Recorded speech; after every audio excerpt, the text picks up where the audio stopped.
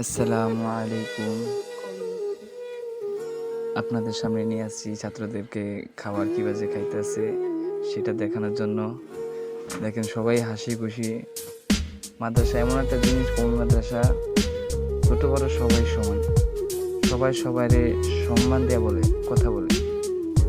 দেখেন কত সুন্দর করে দস্তর বিছাইয়া খানা খাইতেছে। কত ছোট ছোট শিশুরা খাবার খাইতেছে।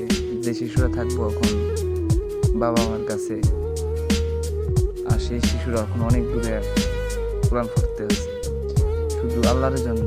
আল্লাহ কোরআন পড়তে আছে। দেখেন কত ছোট ছোট শিশু খাবার খাইতে আছে।